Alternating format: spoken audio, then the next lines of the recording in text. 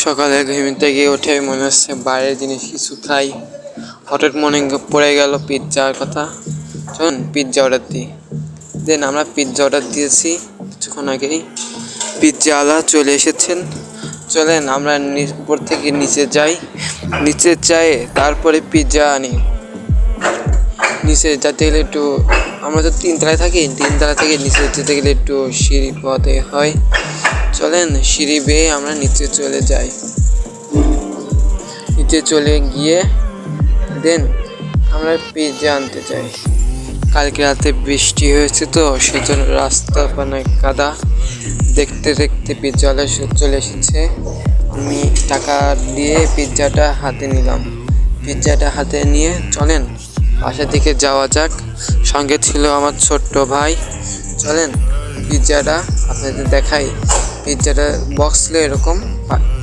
তারপরে পিৎজাটা আমরা আনবক্সিং করে